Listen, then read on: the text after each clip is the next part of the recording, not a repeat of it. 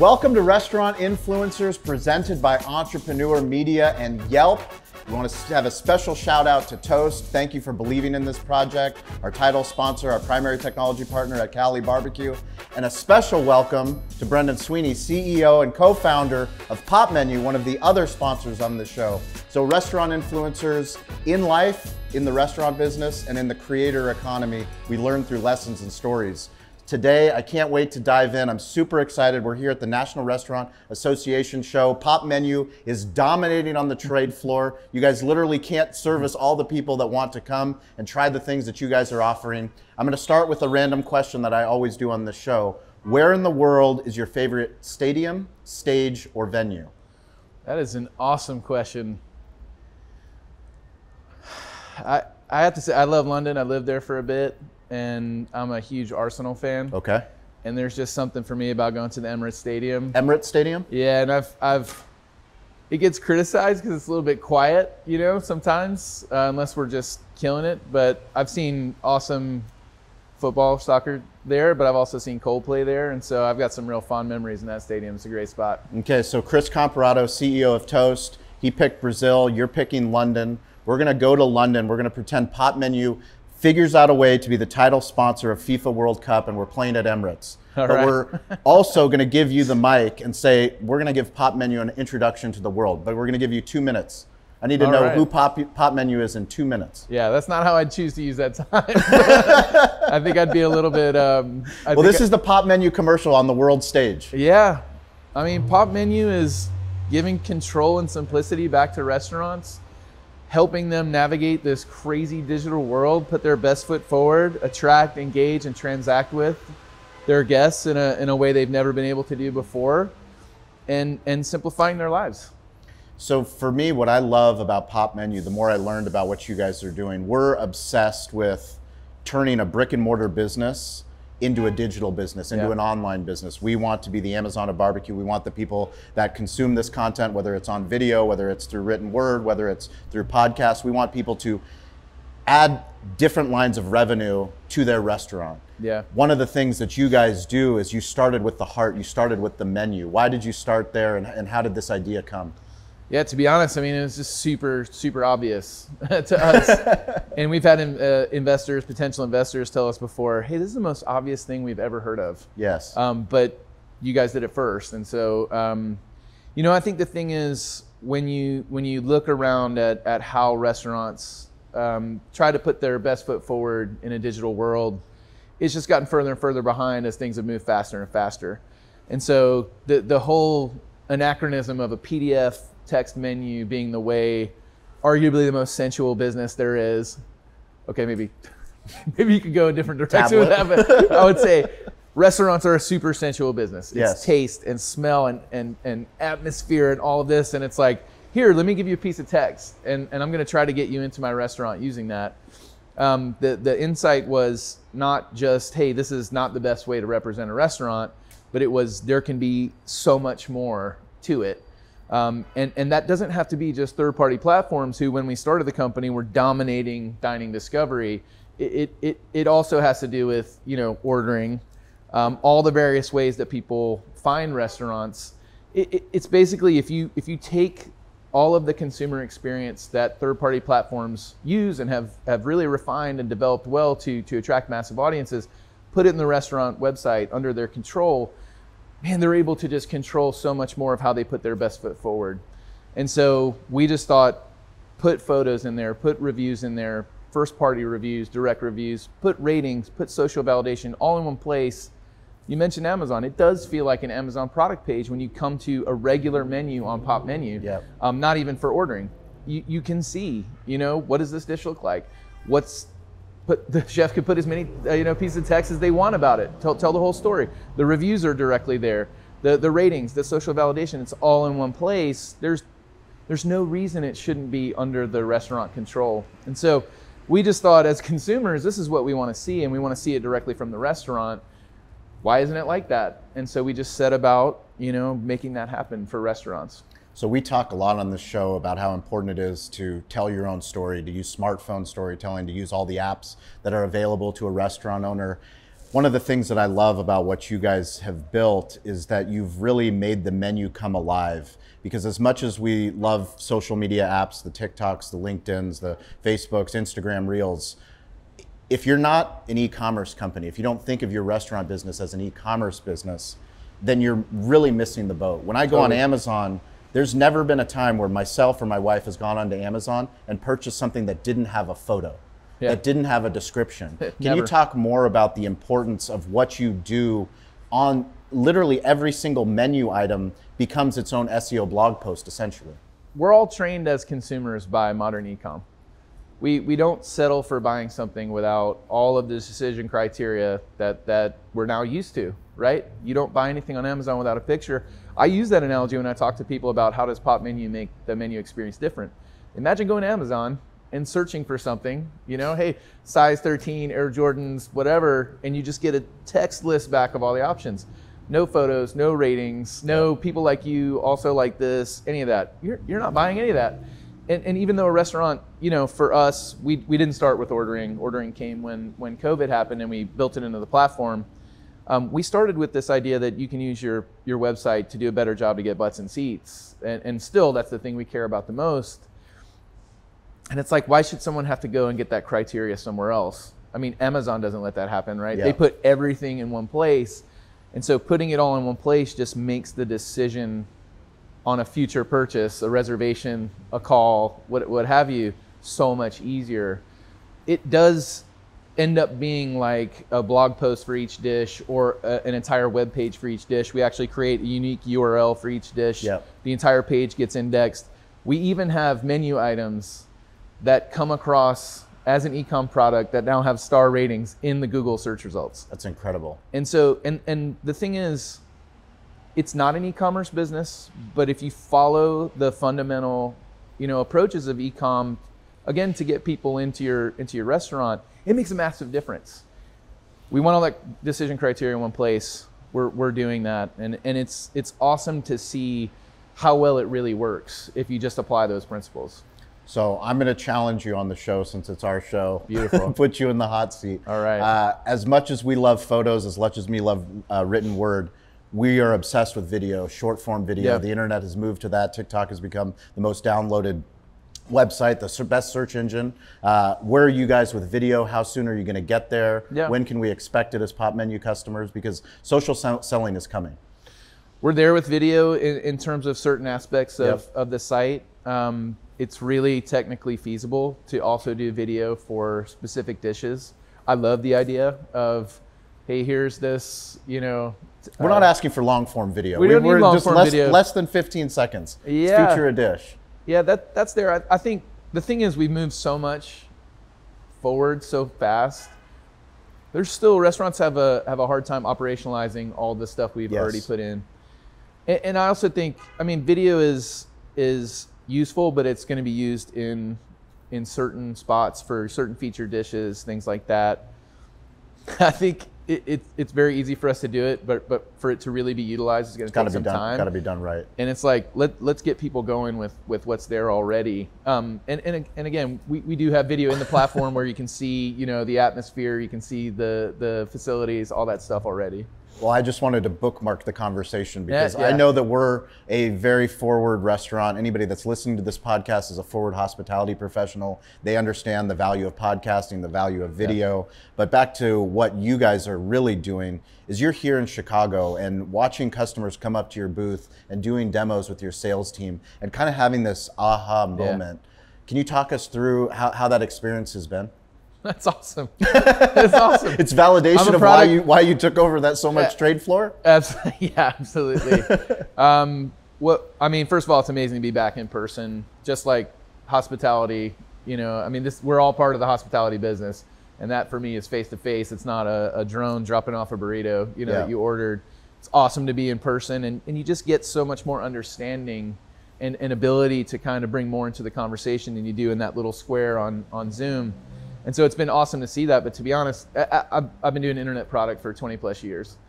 And it's something that I've always, I developed a passion for that early. I was very early working on the internet. And over time, you just instantly start to attach pieces from different industries, different experiences, and say, okay, why isn't it like this? When Facebook came along, it totally changed what people expected of even business apps, things like that. I've always had that approach where it's like, well, this thing functions this way, why couldn't it be here?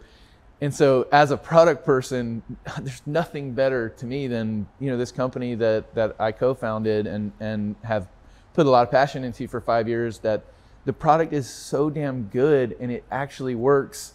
That just takes so much stress out of a business when you don't have to lie, you don't have to cheat, you don't have to exaggerate. It's like, just look at it and just experience it, and you're gonna see that it's a massive difference over what's out there. I mean, there's nothing better. And it's, to be honest, it's been that way since the product was very early. And even when we were very, very basic, and we look back and we can laugh at the UX and everything now, but very early we knew we had something special when we would show our most basic version of the product, and people got what I call oh shit face. Yeah. They didn't want to talk to us. They didn't want to take the time. It's very hard to meet with restaurant owners, the busiest people in the world, busiest job in the world, busiest people in the world. And so you would tend to see, oh, that guy's here for the meeting. I'm going to pretend like he's not here, and maybe he'll forget. I'm doing a million other things. Finally, okay, I'm going to do the meeting, and I don't want to really do this. And then, oh shit, this is not what I expected. Yeah. For me, there's the only thing more rewarding than that is seeing, once they turn it on, how their business grows and how much success they have. But the initial getting them to, to kind of react in an environment where it's really tough to get them to react because they're being sold stuff all the time. Amazing. I'm going to take a quick minute to talk about Pop Menu Answering. I got to spend time with the co-founders of Pop Menu in Chicago during the National Restaurant Association. They were so fired up to talk about Pop Menu Answering, this new product that they have rolling out. And as a current restaurant owner myself, I know that constant phone calls can get in the way of serving guests in the restaurant. But not answering your phone can mean that you are losing out on potential customers. Did you know that 42% of restaurant guests will eat somewhere else if their call is missed? That is why we recommend Pop Menu Answering. Pop Menu Answering is powered by artificial intelligence to answer simple questions most people call in with, like, do you have outdoor seating? What are your hours? Within the Pop Menu platform, you can customize answers for your restaurant and choose the voice your guest hears, plus create customized greetings. Pop Menu Answering picks up the phone 24/7, 365, and Pop Menu helps gain insight into what potential guests are typically calling about, turning every phone call into an opportunity. Reclaim the power of your phone now with Pop Menu Answering. And for a limited time, our listeners get $100 off your first month. Plus, you can lock in one unchanging monthly rate at popmenu.com/influencers. Go get $100 off your first month and learn more about Pop Menu's full collection of tools at popmenu.com/influencers. And now back to the show. Can you describe UX to the entrepreneur that's listening, the restaurant owner? Why is that so important, and how should they look at it? UX, user experience, is just part of the customer journey. And so the customer journey online, not that different than when they see your storefront in real life.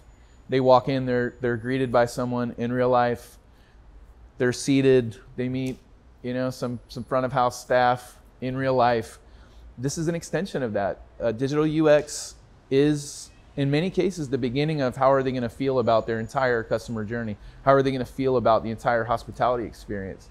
And when you treat it that way, you end up having this flow through and extending, what's happening on-prem all the way through the beginning, before you're actually there and after, and it makes the whole experience just fantastic. And so UX is, it's just one of those parts of the customer journey that's really as important as all those other steps in continuing people through that journey, whether that's getting them to a reservation, getting them to an online order, or getting them back in, the store to order more. It's incredibly important. So I've been working with your team now closely for the last couple of weeks. I can feel the culture. I can feel why people want to work for you. Can you explain to the people that are listening, that are watching, when you're competing against so many other technology companies for the best and the brightest, what makes Pop Menu stand out? I mean, we're lucky that we started off, it's a little bit unique. We have 4 co-founders. I can't imagine, I feel I feel bad for single founders. Like, what are you guys doing? That's just, I would be. Lonely journey? Yeah. Are you saying it's lonely to be an entrepreneur? I would be you having, share the burden with some other shoulders? Oh my God, it's lonely. It's incredible. And it's like, I already drink a lot of whiskey. You know, I couldn't imagine if I was by myself. But 3 of the 4 co-founders are product. It's usually pretty heavy salespeople, you know, start, or heavy GTM, go-to-market people start companies. 3 of the 4 of us are product.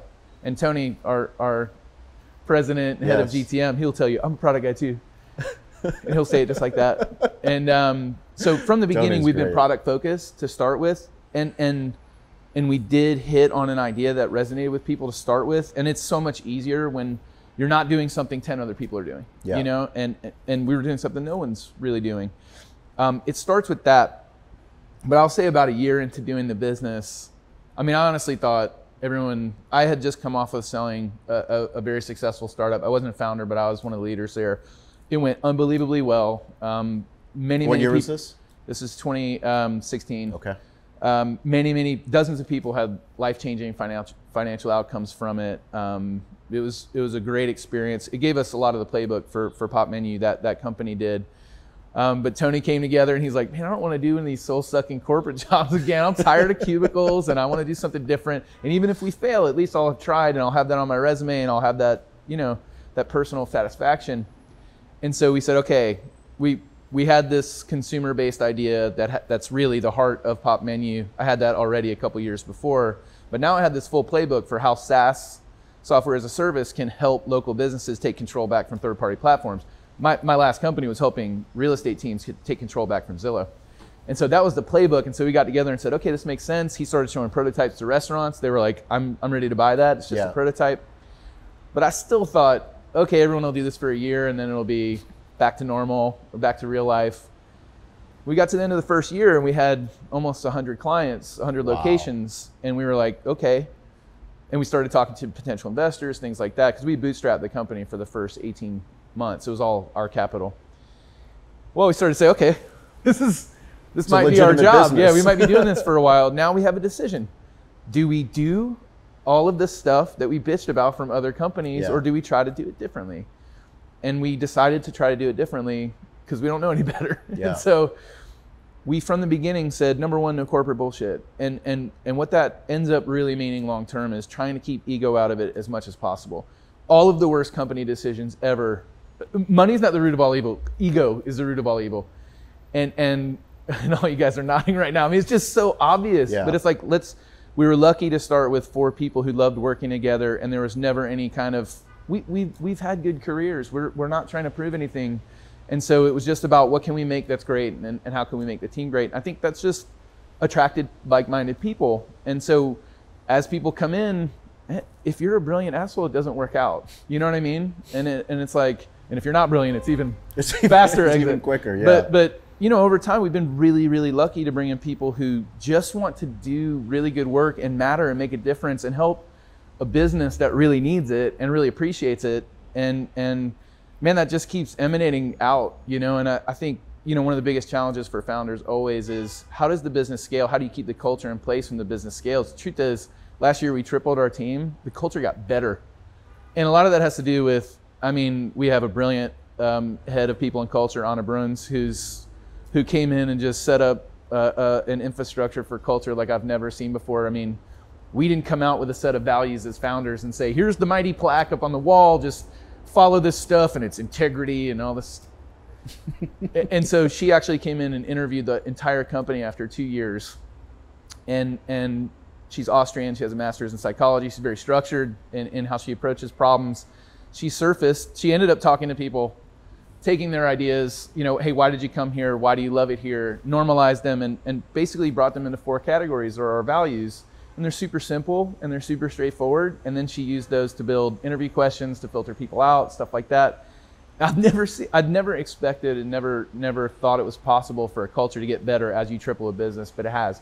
Because everyone who comes in goes, this is different and this is special and I want to keep doing more and more of it. And I think the second part is, several of us worked together in an industry that was focused on HR.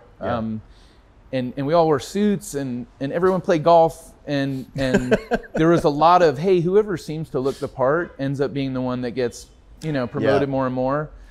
And for us, it was like a lot of the people with the best ideas got looked over, and that company ended up, slow decline to boom.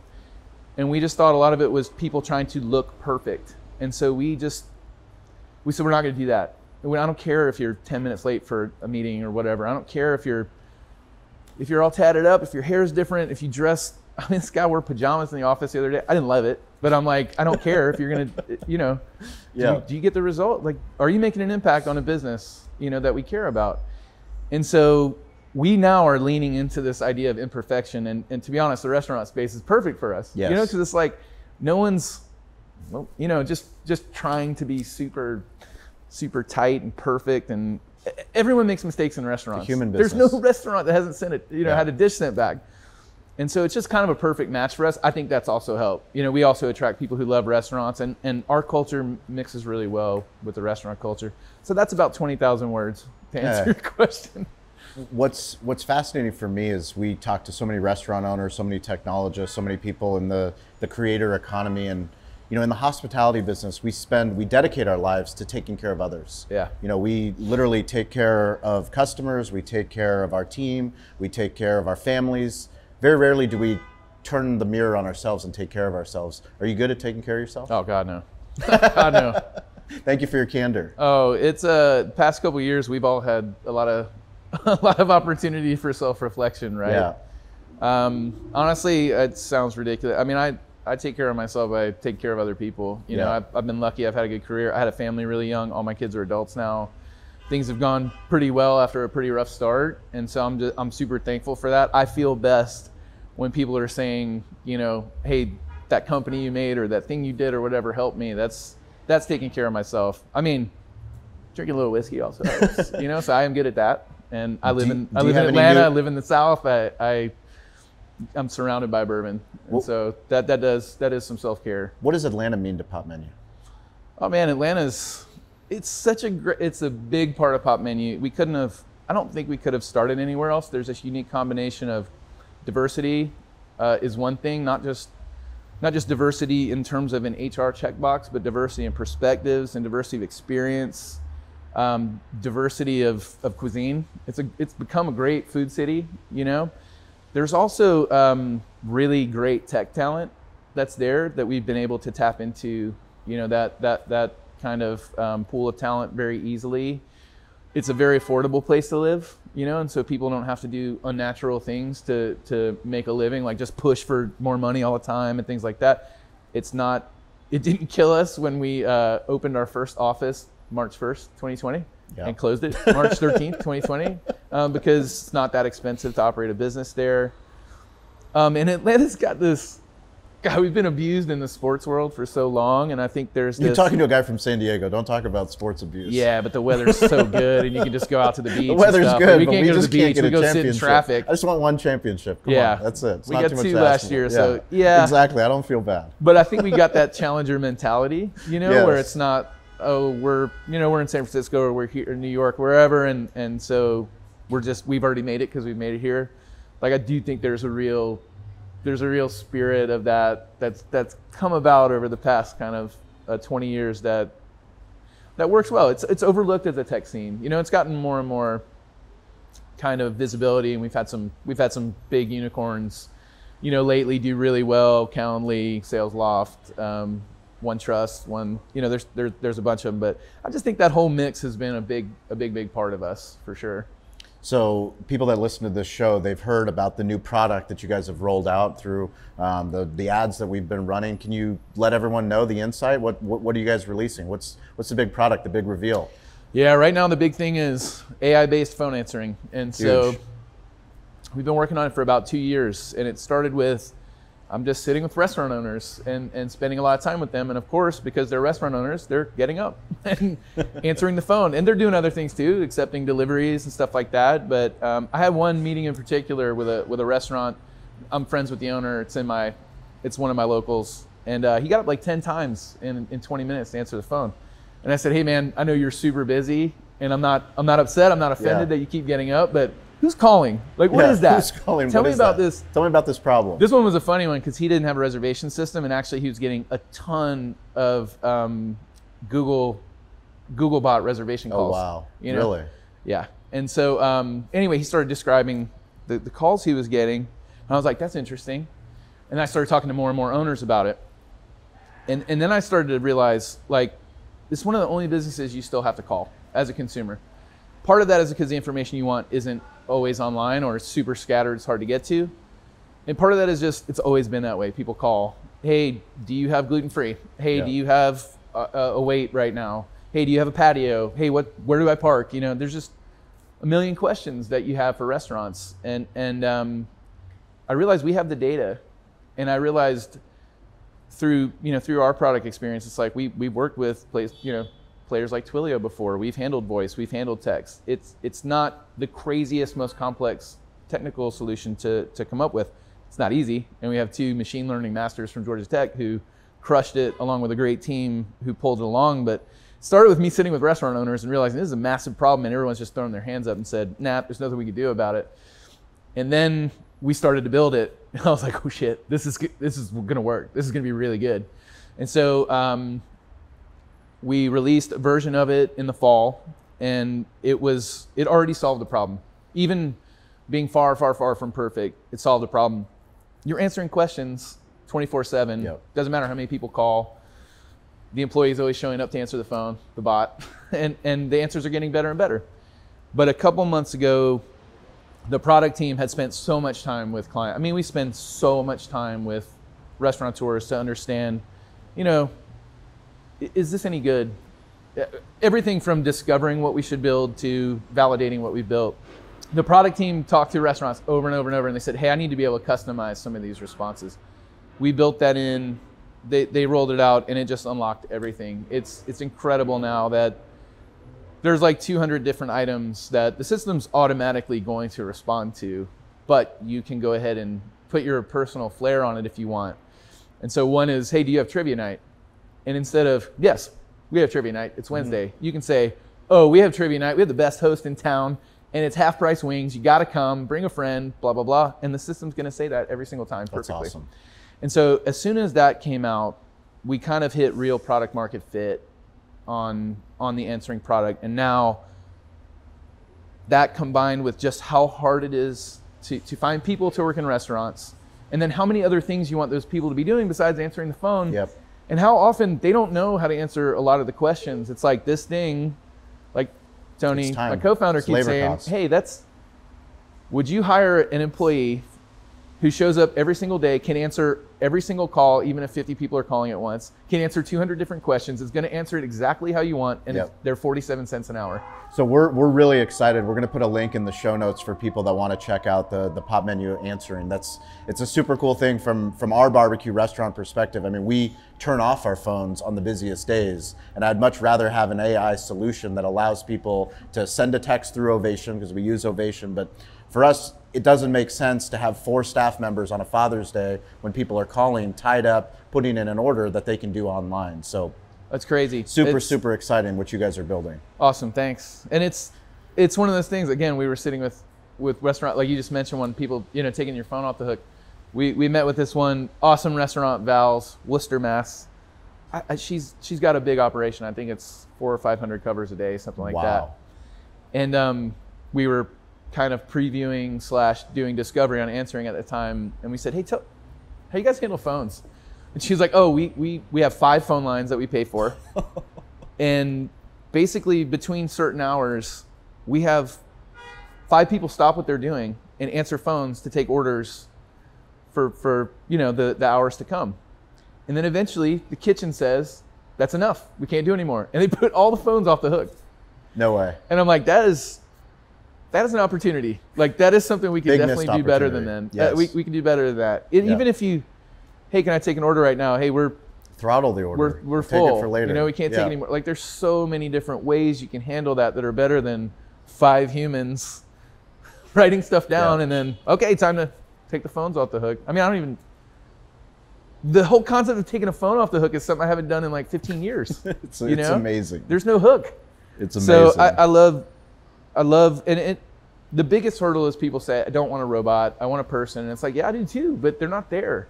And if you can't get a person, you got to get an answer. Like, That's the biggest thing, is you have to get people the answer, or they're going to move on to somebody else who can't answer it. And you know, we've done research. One of the big stats we uncovered is 3/4 of people say it's fine to interact with a bot, you know, and with technology, as long as they're going to get their answer. And so it just works so well for everybody involved. So, and the thing with answering, it's just going to get better and better. This is still a very early iteration of it. So you can get on the wait list now. You can call up and ask how long the wait is, get the answer. You can get on the wait list. You can ask for a reservation, get a link back to your reservation system. You can ask to make an order, and you're going to get a link back to make the order, along with whatever text you want. Hey, this is the most efficient way to order. It's the cheapest way for you. It's the best economics for us. Also, we're going to give you an offer if you use this. But it'll get smarter and smarter to where you're doing things like, hey, can I make a reservation, you know, and actually have the conversation handle it. And also you'll be able to order and say things like, hey, I'd like to place an order. Okay, thanks, Sean. Do you want your last order, and do you want to use your last form of payment? Great, we'll go ahead and set it up. That's so awesome. It's still early days, and there's so much possibility for it. So super pumped about answering. So we believe a rising tide lifts all ships, and we're grateful for everybody that listens to this show, that watches this show. But one of the things my grandfather taught me was to stay curious, to get involved, and to ask for help. So the people that are following on social, it's at Sean P. Walchef, ShawnP WALCHEF, interacting with us every single Wednesday and Friday at 10 a.m. We do a clubhouse call. That's Pacific Standard Time. We want you to join that call.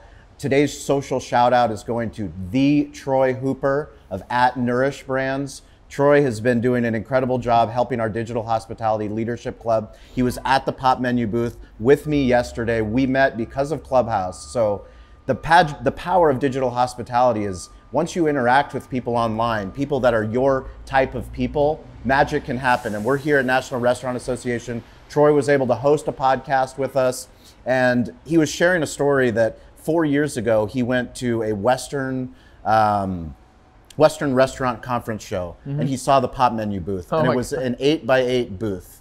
And he goes, "What in the F happened to Popmenu? How did you guys take over this trade floor?" And my question to you, what would you tell the entrepreneur in their darkest hour when they're just chasing that dream? You guys just keep going.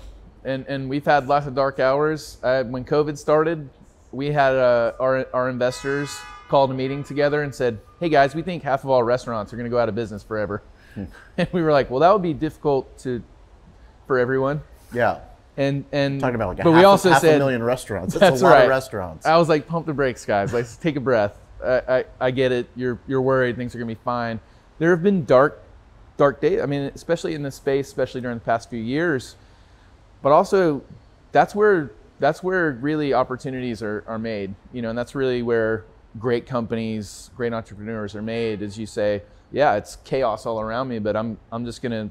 There are 2 or 3 things I can do today to make the situation better for someone. I'm gonna do that, and then tomorrow I'm gonna do that again. It's super cliche, you know. But it is. People think entrepreneurship is like glamorous, and raising money in Silicon Valley is glamorous and all this stuff. It's a shit ton of work, and people don't think about every day you're going to be sitting in front of a computer, and most of the time you're not going to know what exactly you should be doing, and you got to do it again tomorrow and again tomorrow and again tomorrow. And I think that's the thing that's like not really broadcast. No one told me that, you know, and it is a daily. I'm not going to use the word grind, because I really think it's more about being able to zoom out in each day and say, what's the best thing I can do right now? I'm going to do it, and then tomorrow I'm going to do it again. So it's hard, and I think if you're thinking, I just want to be in TechCrunch, you know, and I'm just going to raise glamour rounds, well, certainly now good luck. Those days are done. Right. And honestly, we knew from the beginning, you get a TechCrunch article and you get a raise, like that's just the start of another chapter. That's not the end of anything. Yeah. You know, you haven't won anything. You've honestly just taken on more, more expectations and more obligation to deliver on that. And so I think the biggest thing is, if you like solving problems and you like doing it every day, and you like learning, being curious, figuring things out, there is no better world to be in than entrepreneurship. It is incredibly like rewarding when you figure stuff out, but man, it's hard. It's hard. And so the whole thing is just not having this expectation it's going to happen overnight. Well, I can't thank Pop Menu enough for being such gracious host here in Chicago, National Restaurant Association. First time I've ever been to the show. Couldn't be more impressed with how many people are here and hungry to improve their businesses. Oh, yeah. You know, just hungry to improve their businesses. Shout out to Rising Tides Creative, my crew, my production crew that have been working so hard, tireless to capture as much content as possible. Yeah. Thank you to Toast. So what's the best digital playground that people can find you and interact with Pop Menu, learn more? Yeah, definitely following Pop Menu is the best, and that's always at Pop Menu, whether it's... Are you guys active on social? I mean, I'm following you. I'm gonna hound your social team, make sure that they're putting out more content. You're on TikTok yet? Not yet? I'm kind of an older guy. Like, they keep... Who do I have to talk to get Pop Menu? Charlie at the booth. Charlie at the booth. Tony and I owe a TikTok dance, and every time we look at him, we're like, man. Okay, we're gonna do a TikTok video after this. Because I'm on a CEO, co-founder, a TikTok video tour over here at the NRA. So I'm not gonna let you off the hook. Yeah, we're supposed to do the "My Money Don't Jiggle Jiggle," but well, we don't have to dance. We're gonna do a TikTok video just to promote this episode. Yeah, I just think I'm on LinkedIn and I interact with people. You know, not salespeople, but the people. And just in general, Pop Menu is pretty active on social and getting more active, and especially, you know, as we get back in the real world, we're connecting on events. We want to get out and talk with people, share ideas, do happy hours, learning sessions, stuff like that. So yeah, follow us, and hopefully there's an opportunity to meet tons of people soon. Awesome. Thank you, Brendan. Thank you guys for watching the show. We appreciate it. If you found value, please write a review and share it with a friend, and we'll catch you all next week. And a special thank you to our title sponsor, Toast. Toast is the primary technology partner that we use at our restaurant, Cali Barbecue. It is also the primary technology partner that so many of the guests have shared with us on this show. People like Sam the Cooking Guy, Stacy Poonkinney, Jeff Alexander. So many times the guests tell us that they're using Toast when we didn't even know that going into the interview. That is why we are so grateful that they sponsor this show. We want you to win. You that listen to this show, we want you to improve your digital hospitality. Toast is built for restaurants, and it's built for you. Toast is the restaurant-first platform that's built for your needs, whatever your size, concept, or ambitions. Improve your bottom line with a customizable platform that's easy to learn, use, and grow with. And it meets you where you are with all the right tools for your price point. If you have any questions about Toast, please DM me at Shawn P. Walchef, ShawnPWalchef. I will get you the link to the right Toast contact in your market. It's so important that if you listen to this show, that you win. We want you to be on this show eventually. Let us know that you heard the show, you heard about Toast, you implemented Toast, you did a Toast unboxing in your restaurant. Talk to us about how you've impacted your village, your city, your community. Share your Toast story with us. DM me today to learn more, and be sure to check out Toast.